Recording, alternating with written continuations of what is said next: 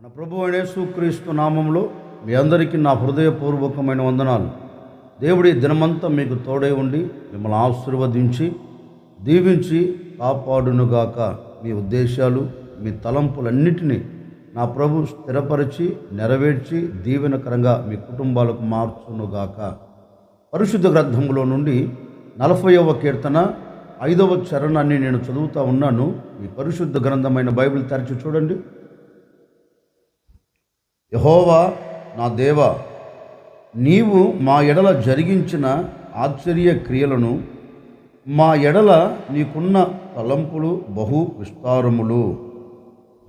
ఈ కీర్తనకారుడు దేవుని సన్నిధిలోనికి వెళ్ళి దేవుని సన్నిధిలో చేరి దేవుని సన్నిధిలో ఓ చిన్న ప్రార్థన చేస్తున్నారు. ఏమని ప్రార్థన చేస్తున్నారు అంటే, దేవా, నీకు మా ఎడల ఉన్న తలంపులు ఎంతో విస్తారమైనవి. మా ఎడల నీవు ఉద్దేశించే ఉద్దేశాలు, నీవు ఆలోచించే ప్రతి ఆలోచన, నీ మనసులో ఉన్న ప్రతి తలంపు మాకు క్షేమమును కలగచేయునట్లుగా, మేము ఆశీర్వాదకరంగా నిలబడినట్లుగా, మేము అనుకున్న గమ్యం చేరునట్లుగా నీ తలంపులు మా ఎడల నిలిచి ఉన్నవి. అవి బహు విస్తారములు అంటాడు ఈ కీర్తనాకారుడు. ఎందుకని ఈ మాట దేవుని సన్నిధిలో చేరి ఈ మాట చెప్తున్నారు అంటే, అతని ఎడల దేవుడు తలంచిన ఆ తలంపులు, అతని ఎడల దేవుడు యోచించిన ప్రతి యోచన, దేవుని మనసులో ఉన్న ప్రతి చిత్తం, అతని ఎడల ఆశీర్వాదకరంగా దేవుని తలంపులు, దేవుని ఉద్దేశాలు నిలిచి అతనిని ఆశీర్వాదకరంగా నిలబెట్టే గనుక ఇతడు దేవుని సన్నిధిలోనికి వెళ్ళి ఒక చిన్న ప్రార్థన చేస్తున్నాడు. నీవు నా ఎడల ఆలోచించిన ఆలోచనలు, నీవు నా ఎడల ఉద్దేశించిన ఆ తలంపులు నా పట్ల బహు విస్తారములై ఉన్నాయి గనుకనే నేను ఈరోజు ఈ స్థితిలో నిలిచి ఉన్నాను అంటాడు ఈ భక్తుడు. నిజమే, దేవుని ఉద్దేశాలు వేరు, దేవుని చిత్తము వేరు, దేవుని సంకల్పం వేరు, దేవుని ఆలోచన తలంపులు వేరండి. ఎందుకంటే ఆయన ఆలోచించినది ఏది కూడా మనకు శాపయుక్తముగా మారదు. ఆయన తలంచినది ఏది కూడా మనకు దరిద్రంగా మారదండి. ఆయన తలంచినది ఏది కూడా మనకు కానివ్వండి, మన కుటుంబానికి కానివ్వండి, కీడు కలగచేసేవి కాదు. అందుకే ఆయన ఉద్దేశాలు బహు విస్తారములై ఉన్నవి. ఈ రోజున దేవుని తలంపులు మన ఎడల ఎందుకు జరగట్లేదు అంటే, మనము ఆలోచిస్తూ ఉన్నాం. అంటే దేవుని తలంపులు మన ఎదుట జరగకపోయేదానికి కారణం ఏంటో తెలుసండి, దేవుని చిత్తానికి నీవు అప్పగించుకోవట్లేదు. ఆయన తలంపులు నా ఎడల జరగాలి అని నీవు మనసు విప్పి మనసారా దేవుని సన్నిధిలోనికి వెళ్ళి ఆయన తలంపుల కోసం ఎదురు చూడగలిగితే, ఆయన ఉద్దేశాల కోసం మనం ఎదురు చూడట్లేదండి. ఉద్దేశాల కోసం ఎదురు చూడకుండా మన ఉద్దేశాలు నెరవేర్చుకుంటున్నాం, మన చిత్తాలు, మన తలంపులు మనం నెరవేర్చుకుంటున్నాం గనుకనే ఇప్పటి వరకు వేదన పడుతూనే ఉన్నాం. నీ వ్యక్తిగత జీవితం కానివ్వండి, నీ కుటుంబపరమైన జీవితము కానివ్వండి, నీ పిల్లల జీవితమే కానివ్వండి, ఎందుకు ఆశీర్వాదకరంగా సమాజంలో నిలబడలేకపోతుంది అంటే, ఎందుకు మీరు అనుకున్న గమ్యం చేర్చబడలేకపోతున్నారు అంటే, వాక్యం అంటుందండి, ఆయన చిత్తానికి, ఆయన తలంపులకు, ఆయన ఉద్దేశానికి నీవు అప్పగించుకోవట్లేదు. నీ తలంపులు మాత్రమే నీవు నెరవేర్చుకుంటున్నావు. నీ తలంపులు మాత్రమే జరగాలని ఆశపడుతూ అడుగులు వేస్తున్నందువలన నీ తలంపులు నీకు క్షామమును కలగచేస్తున్నాయి కదా. నీ తలంపులు నీకు క్షేమం ఇవ్వట్లేదు కదా. నీ తలంపులు నీకు శాపయుక్తంగా మారాయి కదా. కనుక ఆ తలంపులను విడిచి, అందుకే దేవుని వాక్యం కూడా చెప్తుంది, వారి హృదయ ఆలోచన, వారి హృదయ తలంపులు నాకు విరోధముగా ఉన్నాయి. వాక్యం అంటుంది, వారి హృదయ ఆలోచన మారిపోయింది, వారి హృదయ తలంపులు మారిపోయాయి. వారి హృదయంలో వస్తున్న ప్రతి ఆలోచన, ప్రతి తలంపులు నాకు విభిన్నంగా ఉన్నాయి. కనుక వారు ఎక్కడ నిలిచి ఉన్నారంటే, పాపయుక్తమైన చోట నిలిచి ఉన్నారు. వారు ఏ చోట నిలబడ్డారు అంటే, కాలు జారు చోటున వారు నిలిచిపోయారు. ఎందుకని కాలు జారు చోటున వారు నిలిచిపోయారంటే, వారి తలంపులు వారు నెరవేర్చుకుంటున్నారు.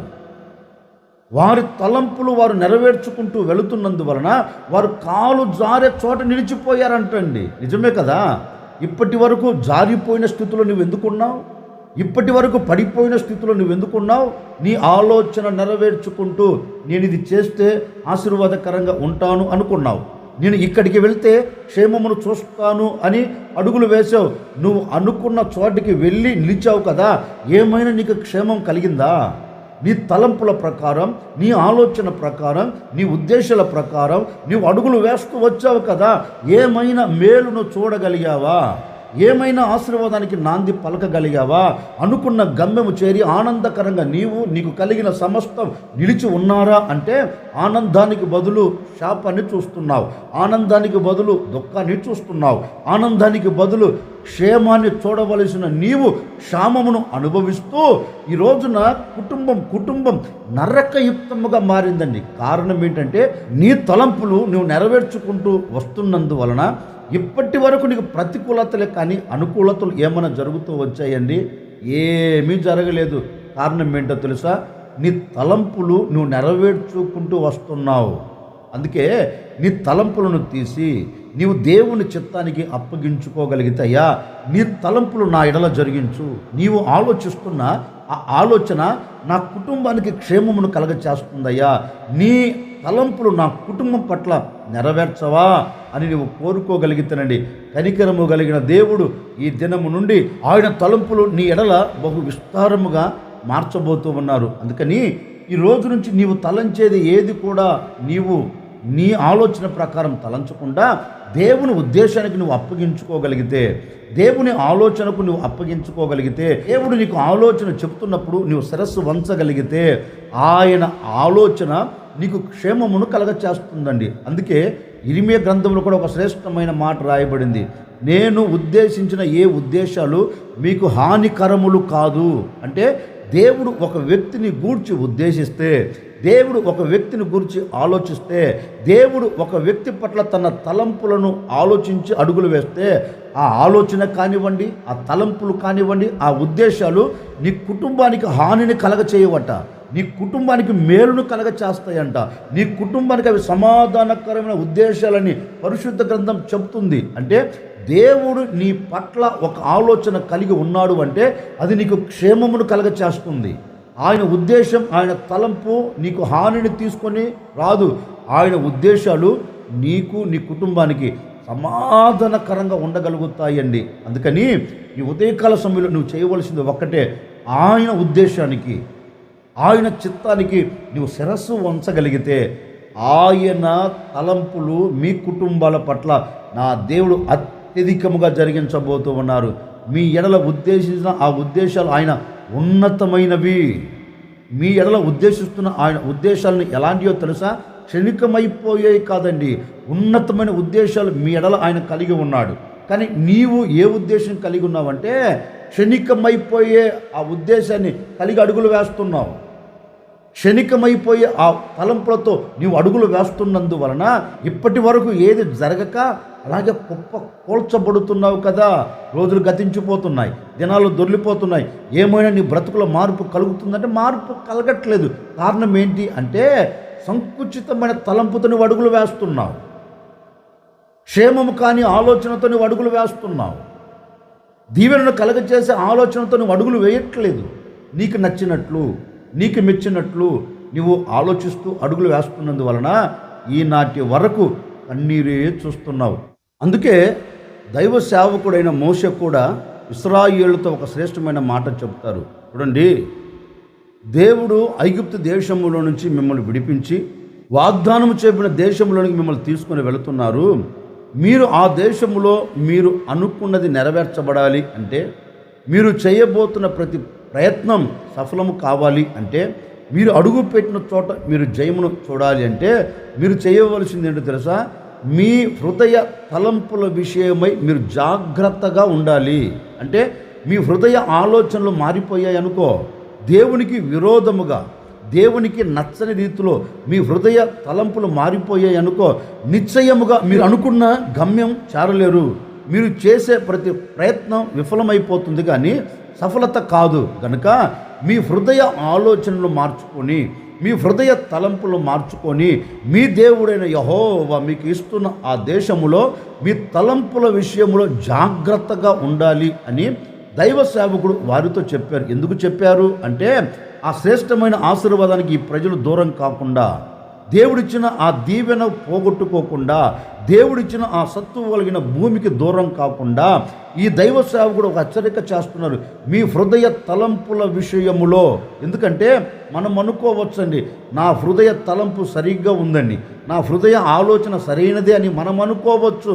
కానీ వాక్యం అంటుంది, నీ హృదయములో ఆలోచన పుట్టక తొలికే, నీ హృదయంలో తలంపు పుట్టక తొలికే నీ తలంపును ఆయన ఎరిగాడు. మన హృదయము సరిగ్గా ఉందని మానవునితో చెప్పగలం, కానీ మహిమ కలిగిన దేవుడు, మనస్సును నిర్మించిన దేవునితో మనం చెప్పగలమా? మనం చెప్పలేమండి. అందుకే వాక్యం అంటుంది, ఈ హృదయమునకు ఆలోచన రాక తొలికేట ఆయన నీ హృదయ ఆలోచన ఎరిగాడట.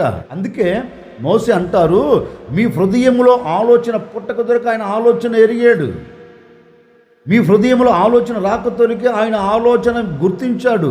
కనుక మీ హృదయ తలంపు విషయంలో మీరు జాగ్రత్త పడకపోతే, మీ హృదయంలో వస్తున్న ఆలోచన విషయంలో మీరు ఆచితూచి అడుగులు వేయకపోతే నిశ్చయముగా ప్రమాదంలో పడుతారు, నిశ్చయముగా మీరు అనుకున్న దీవెనను మీరు చూడలేరు అని ఒక హెచ్చరికతో కొన్న మాట చెప్పారండి. నేను కూడా ఈ ఉదయకాల సమయంలో ఒక సేవకుడిగా చెబుతున్నాను, ఇప్పటి వరకు నీ ఆలోచనను బట్టే కదా శాపములను చూస్తూ వచ్చింది, నీ తలంపును బట్టే కదా నీవు అనుకున్న విజయాన్ని చూడలేకపోతూ వచ్చింది.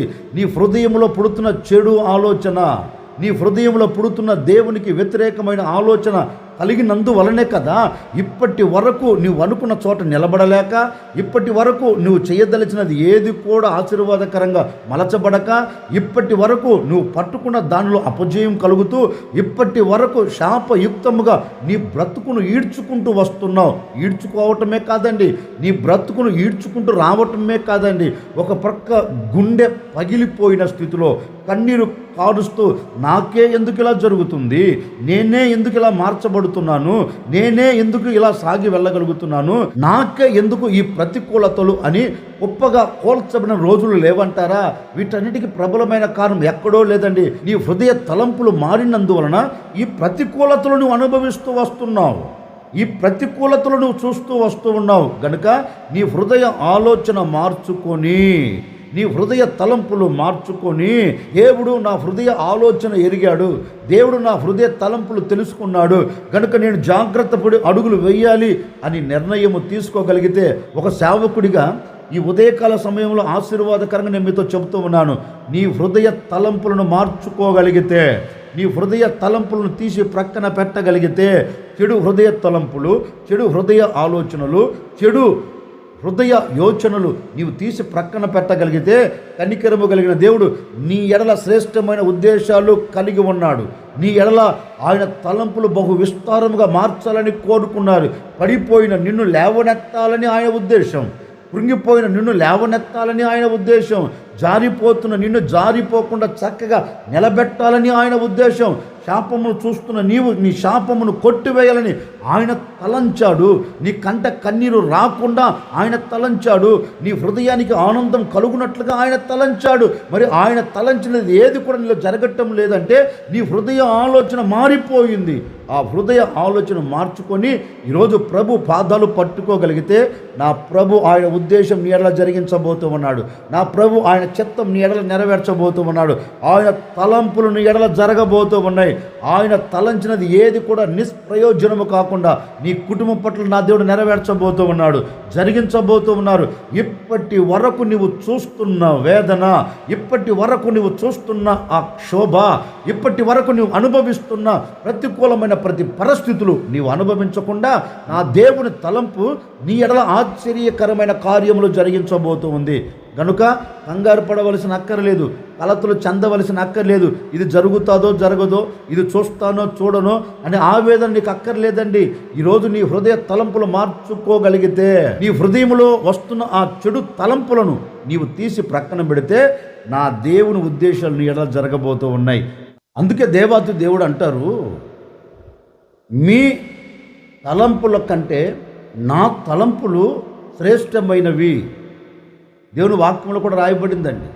అంటే మనము ఆలోచించే ఆలోచన ఎలాంటిదంటే శ్రేష్టము కానిది. దేవుడు ఆలోచించినది మన ఎడల అవి శ్రేష్టమైనవి.